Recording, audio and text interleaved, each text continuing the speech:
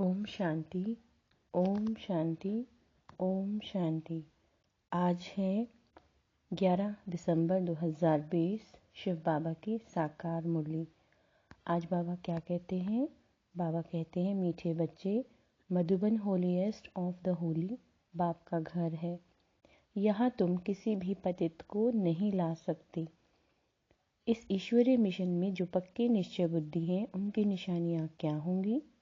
उत्तर, वे स्तुति निंदा सब में धीरज से काम लेंगे, क्रोध नहीं करेंगे, किसी को भी दैहिक दृष्टि से नहीं देखेंगे, आत्मा को ही देखेंगे, आत्मा होकर बात करेंगे, स्त्री पुरुष साथ में रहते हुए कमल फूल समान रहेंगे, किसी भी प्रकार की तमन्ना इच्छा नहीं रखेंगे। गीत है जले न क्यों परवाना। ओम शांति। रूहानी बच्चों प्रति रूहानी बाप समझा रहे हैं, अर्थात भगवान पढ़ा रहे हैं रूहानी स्टूडेंट को। उन स्कूलों में तो बच्चे पढ़ते हैं, उन्हें कोई रूहानी स्टूडेंट नहीं कहेंगे। वे तो हैं असुरी विकारी संप्रदाय के। आगे तुम भी असुरी व रावण संप्रदाय के थे। अब राम राज्य में चलने के लिए 5 विकारों रूपी रावण पर जीत पाने का पुरुषार्थ कर रहे हो। यह जो नॉलेज प्राप्त नहीं करते, उन्हों को समझाना पड़ता है। तुम रावण राज्य में हो, खुद समझते नहीं है। तुम अपने मित्र संबंधियों आदि को कहते हो, हम बेहद के बाप से पढ़ते हैं, तो ऐसे नहीं कि वह निश्चय करते हैं। कितना भी बाप कहे या भगवान कहे तो भी निश्चय नहीं करते। बाबा कहते हैं, नए को तो यहाँ आने का हुक्म नहीं है। बगैर चिट्ठी व बगैर पूछे तो कोई भी आ ही नहीं सकती, परंतु कहाँ कहाँ कोई आ जाते हैं, यह भी कायदे का उल्लंघन है। बाबा कहते हैं, एक एक का पूरा समाचार, नाम आदि लिख पूछना होता है, इनको भेज देवें? फिर बाबा कहते हैं, भले भेज दो। अगर असुरी पतित दुनिया के स्टूडेंट होंगे तो बाप समझाएंगे, वह पढ़ाई तो विकारी पतित पढ़ाते हैं, यह ईश्वरीय पढ़ाते हैं, ईश्वर पढ़ाते हैं। उस पढ़ाई से पाई पैसे का दर्जा मिलता है। भल कोई बहुत बड़ा इम्तिहान पास करते हैं, फिर कहाँ तक कमाते रहेंगे? विनाश तो सामने खड़ा है। नेचुरल क्लैमिटीज भी सब आने वाली है, यह भी तुम समझते हो। जो नहीं समझते, उन्हों को बाहर विजिटिंग रूम में बैठाए समझाना होता है। यह है ईश्वरीय पढ़ाई। इसमें निश्चय बुद्धि ही विजयंती होंगे, अर्थात विश्व पर राज्य करेंगे। रावण संप्रदाय वाले तो यह जानते नहीं। इसमें बड़ी खबरदारी चाहिए।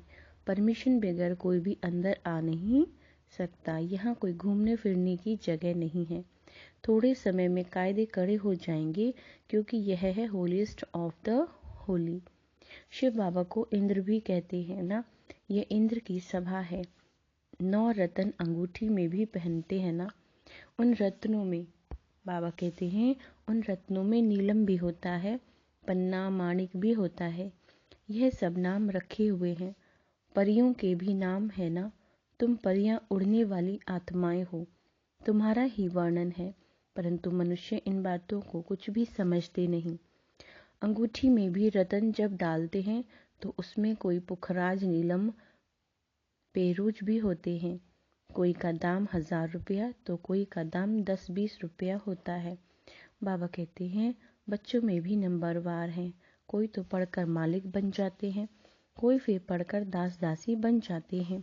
राजधानी स्थापन होती है ना, तो बाप बैठ पढ़ाते हैं। इंद्र भी उनको ही कहा जाता है। यह ज्ञान वर्षा है। ज्ञान तो सिवाय बाप के कोई दे न सके। तुम्हारी एम ऑब्जेक्ट ही यह है।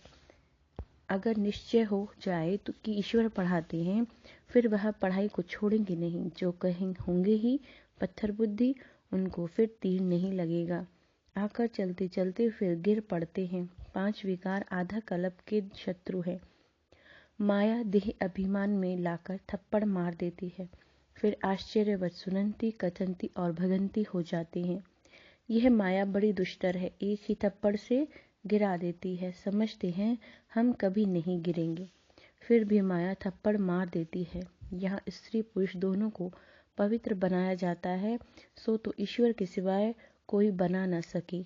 यह है ईश्वरीय मिशन। बाप को खेवैया भी कहा जाता है।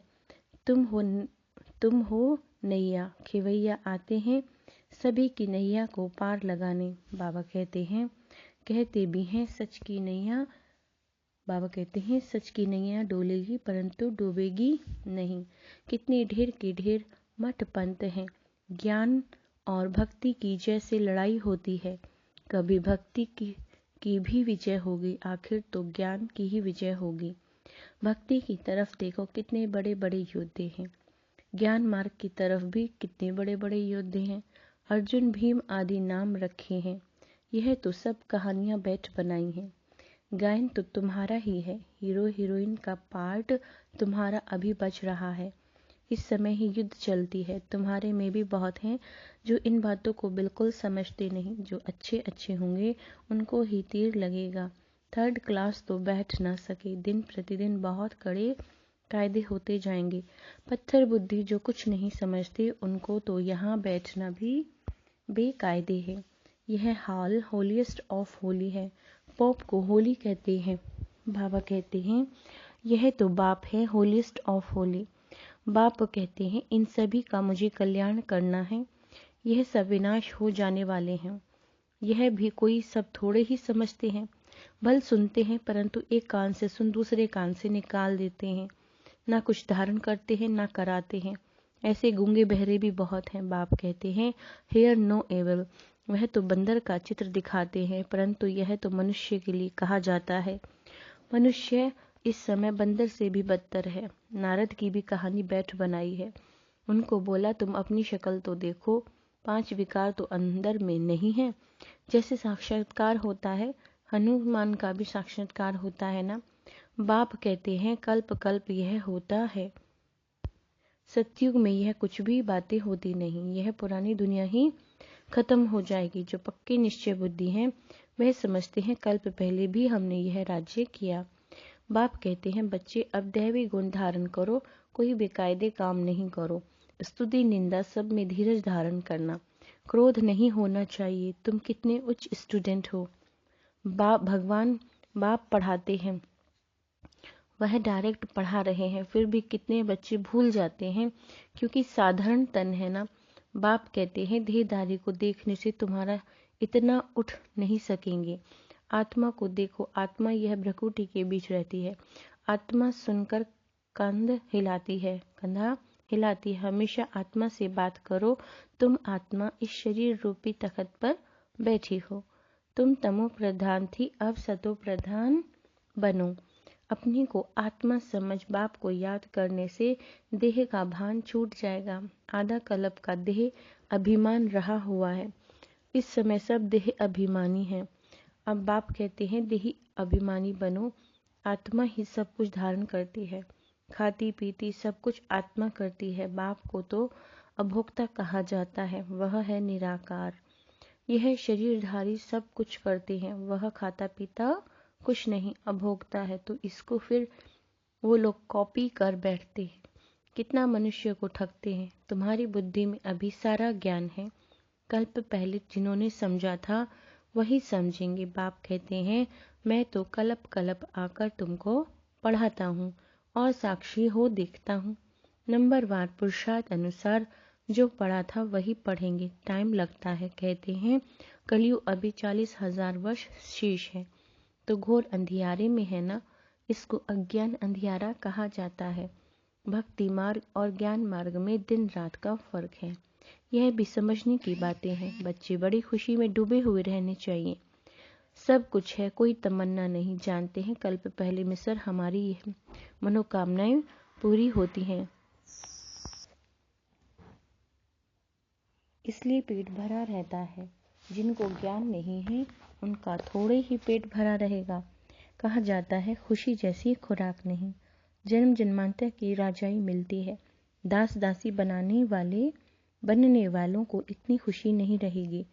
पूरा महावीर बनना है, माया हिला न सके। बाप कहते हैं बच्चों को बड़ी संभाल रखनी है। आँखों की बड़ी संभाल रखनी है। क्रिमिनल दृष्टि न जाए। स्त्री को देखने से चलायमान हो जाते हैं। अरे तुम भी भाई बहन कुमार कुमारी हो ना, फिर कर्मेंद्रियां चंचलता क्यों करती? बड़ी बड़ी लखपति करोड़पति को भी माया खल्लास कर देती है। गरीबों को भी माया एकदम मार डालती है। बाबा कहते हैं बाबा हमने धक्का खाया। अरे 10 वर्ष के बाद भी हार खा ली, अब तो पाताल में गिर पड़े। अंदर में समझते हैं इनकी अवस्था कैसी है। कोई तो बड़ी अच्छी सर्विस करते हैं। कन्याओं ने भी भीष्म पितामह आदि को बाण मारे ना, गीता में थोड़े ही हैं। यह तो है ना भगवानुवाच्य। अगर कृष्ण भगवान ने गीता सुनाई तो फिर ऐसा क्यों कहते हैं, मैं जो हूँ जैसा हूँ कोई बिरले ही जानते हैं। कृष्ण यहाँ होता तो पता नहीं क्या कर देते। बाबा कहते हैं कृष्ण का शरीर तो होता ही है सतयुग में। यह नहीं जानते कि कृष्ण के बहुत जन्मों के अंत में प्रवेश करता हूँ मैं। कृष्ण के आगे तो झट सब भाग आए। पोप आदि आते हैं तो कितना झुंड जाकर इकट्ठा होता है। मनुष्य यह थोड़े ही समझते हैं कि इस समय सब पतित तमो प्रधान है। कहते भी हैं हे पतित पावन आओ, परंतु समझते नहीं कि हम पतित हैं। बच्चों को बाप कितना अच्छी रीति समझाते हैं। बाबा की बुद्धि तो सब सेंटर्स के अनन्य बच्चों तरफ चली जाती है। जब जास्ती अनन्य बच्चे यहाँ आते हैं तो फिर यहाँ देखता हूँ, नहीं तो बाहर में बच्चों को याद करना पड़ता है। उनके आगे ज्ञान डांस करता हूँ। मेजॉरिटी ज्ञानी तो आत्माएं होती हैं तो मज़ा भी आता है, नहीं तो बच्चियों पर कितना अत्याचार होते हैं। कल्प कल्प सहन करना पड़ता है। ज्ञान में आने से फिर भक्ति भी छूट जाती है। घर में समझो मंदिर है, स्त्री पुरुष दोनों भक्ति करते हैं। स्त्री को ज्ञान की चटक लग जाती है तो भक्ति छोड़ देती है, तो कितना हंगामा हो जाएगा। विकार में भी न जाए, शास्त्र आदि भी न पढ़े तो झगड़ा होता होगा ना। इसमें विघ्न बहुत पड़ते हैं और सत्संग में जाने के लिए रोकते नहीं हैं। यह है पवित्रता की बात। पुरुष तो नहीं कर सकते तो जंगल में चले जाते हैं। स्त्रियां कहाँ जाएं? स्त्रियों के लिए वह समझते हैं नरक का द्वार है। बाप कहते हैं यह तो स्वर्ग का द्वार है। तुम बच्चियां अभी स्वर्ग स्थापन करती हो, इनसे पहले नरक का द्वार थी। अभी स्वर्ग की स्थापना होती है। सतयुग है स्वर्ग का द्वार, कलयुग है नरक का द्वार। यह समझ की बात है। तुम बच्चे अभी नंबरवार पुरुषार्थ अनुसार समझते हो, बल पवित्र तो रहते हो, बाकी ज्ञान की धारणा नंबरवार होती है। तुम तो वहां से निकल कर यहाँ आकर बैठे हो, परंतु अब तो समझाया जाता है ग्रस्त व्यवहार में रहना है। उन्हों को तकलीफ होती है, यहाँ रहने वालों के लिए तो कोई तकलीफ नहीं है।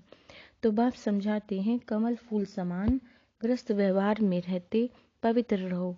सो भी इस बात, बाबा कहते हैं सो भी इस अंतिम जन्म की बात है। ग्रस्त व्यवहार में रहते हुए अपने को आत्मा समझो। आत्मा ही सुनती है, आत्मा ही यह बनी है। आत्मा ही जन्म जन्मांतर भिन्न भिन्न ड्रेस पहनती आई है। अब हम आत्माओं को वापस जाना है, बाप से योग लगाना है। मूल बात है यह। बाप कहते हैं मैं आत्माओं से बात करता हूँ। आत्मा भ्रकुटी के बीच रहती है, इन ऑर्गन्स द्वारा सुनती है। आत्मा इनमें नहीं होती तो शरीर मुर्दा बन जाता। बाप कितना वंडरफुल ज्ञान आकर देते हैं। आत्मा बिगड़ तो यह बातें कोई समझा न सके। सन्यासी आदि कोई आत्मा को थोड़े ही देखते हैं, वह तो आत्मा को परमात्मा समझते हैं। दूसरा फिर कहते हैं आत्मा में लेप छेप नहीं लगता, शरीर को धोने गंगा में जाते हैं। बाबा कहते हैं यह नहीं समझते, आत्मा ही पतित बनती है, आत्मा ही सब कुछ करती है। बाप समझाते रहते हैं यह मत समझो हम फलाना है, यह फलाना है। नहीं, सब आत्माएं हैं। जाति पाति का कोई भेद नहीं रहना चाहिए। अपने को आत्मा समझो। गवर्नमेंट कोई धर्म को नहीं मानती, यह सब धर्म तो देह के हैं, परंतु सब आत्माओं का बाप तो एक ही है। देखना भी आत्मा को है। सभी आत्माओं का स्वधर्म शांत है। अच्छा मीठे मीठे सिकिलरे बच्चों प्रति माता पिता बाप दादा का याद प्यार और गुड मॉर्निंग। रूहानी बाप की रूहानी बच्चों को नमस्ते। हम रूहानी बच्चों की रूहानी माता पिता बाप दादा को याद, प्यार, गुड मॉर्निंग और नमस्ते मीठे बाबा। बाबा क्या कहते हैं? धारणा के लिए मुख्य सार, जो बात काम की नहीं है उसे एक कान से सुन दूसरे कान से निकाल देना है। हेयर नो एविल, बाप जो शिक्षाएं देता है उसे धारण करना है। कोई भी हद की तमन्नाएं नहीं रखनी है। आंखों की बड़ी संभाल करनी है। क्रिमिनल दृष्टि ना जाए, कोई भी कर्मेंद्रिय चलायमान ना हो, खुशी से भरपूर रहना है। वरदान क्या देते हैं बाबा? अटेंशन रूपी, बाबा कहते हैं अटेंशन रूपी ग्रत द्वारा आत्मिक स्वरूप के सितारे की चमक को बढ़ाने वाले आकर्षण मूर्त भव। जब बाप द्वारा नॉलेज द्वारा आत्मिक स्वरूप का सितारा चमक गया तो बुझ नहीं सकता, लेकिन चमक की परसेंटेज कम और ज्यादा हो सकती है। यह सितारा सदा चमकता हुआ सबको आकर्षित तब करेगा जब रोज अमृत वेले अटेंशन रूपी ग्रत डालते रहेंगे। जैसे दीपक में ग्रत तेल डालते हैं तो वह एक रस जलता है, ऐसे संपूर्ण अटेंशन देना अर्थात बाप के सर्व गुण और शक्तियों को स्वयं में धारण करना। इसी अटेंशन से आकर्षण मूर्त बन जाएंगे। स्लोगन, बेहद की वैराग्य वृत्ति द्वारा साधना के बीज को प्रत्यक्ष करो। बेहद की वैराग्य वृत्ति द्वारा साधना के बीज को प्रत्यक्ष करो। अच्छा, ओम शांति।